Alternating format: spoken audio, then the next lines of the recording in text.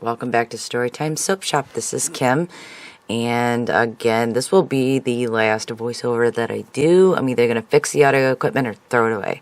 So we're adding the lye into the oils, the lye water into the oils for our peppermint candy soap.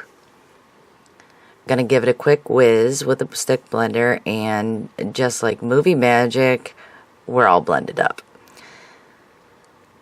So I'm going to divide this into 3 pitchers. 2 pitchers containing really red mica and 1 pitcher containing titanium dioxide. Now a lot of people will go heavier on the white than in the red, but the fragrance oil does discolor. It has a little bit of vanillin in it, and we're using a fragrance and essential oil blend.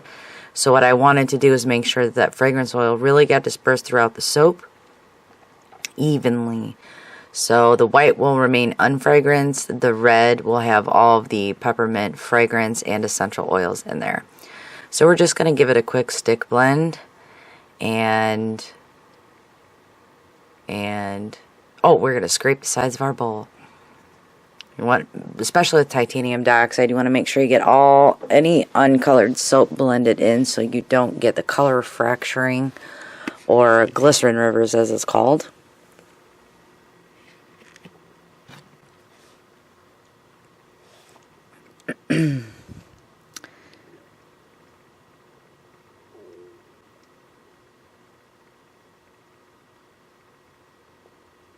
And now I'm just stick blending the red in with the soap just to make sure that it's good and incorporated, so we don't get any little chunks of color in the soap.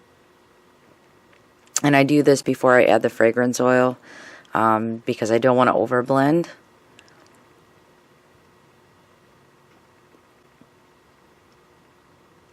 Hurry up and pour it, kid. Pour it, pour it, pour it. The thing with the voiceovers is I realize how much, like, I just stand there and talk. I'll try to work on that.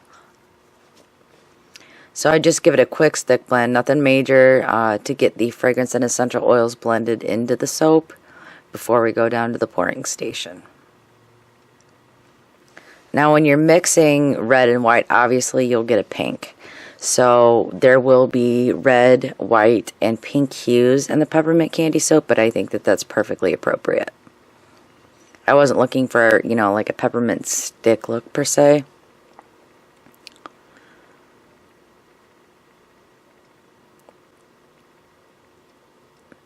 But we're just going to alternate here between the red and the white.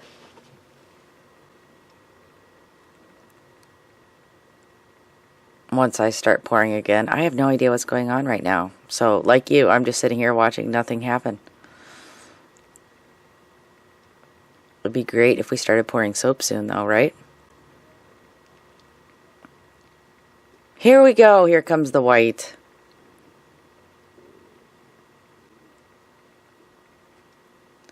And the nice thing is, between the essential and fragrance oils and soaping at a nice low temperature, this stayed very fluid, which meant that we didn't even have to texture the top at all or do any kind of swirl. Just the drop swirl itself created such a lovely loaf that we didn't do anything to the top. We did try, Jordan had hand painted some little Christmas presents. We had to wait for a skin to form before we put them on there because they were just sinking inside. And we put them on too late. So those will probably not be part of your soap.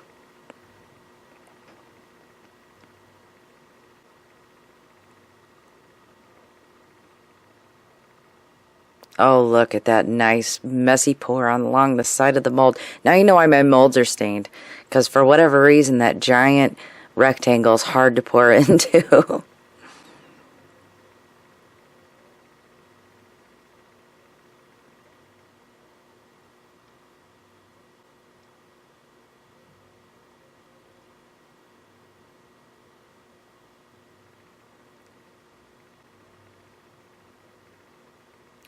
We're just about done pouring.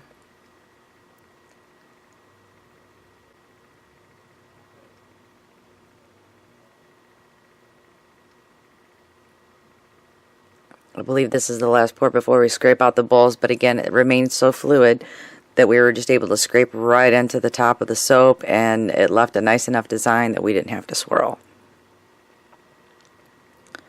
So we're going to give this a quick spray with some, of course, glitter because it's a Christmas soap. It's biodegradable glitter, again, not plastic. Won't scratch you, won't harm the environment.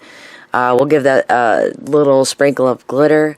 We'll spray with 91% rubbing alcohol, and we'll be back tomorrow to cut.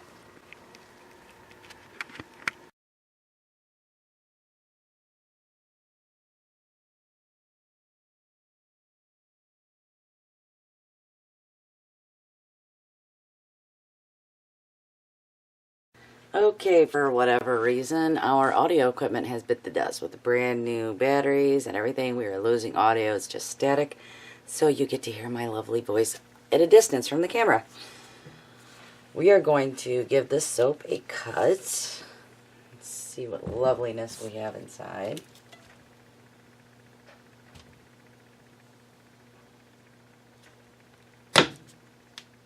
This is our Peppermint soap. Oh, here we go. That's the first cut.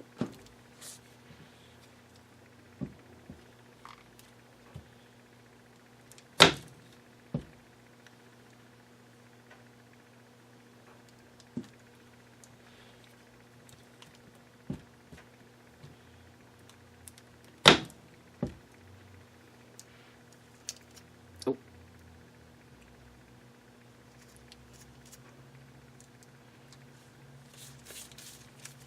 Thank you for watching another episode of Storytime Soap Shop, and we'll see you again.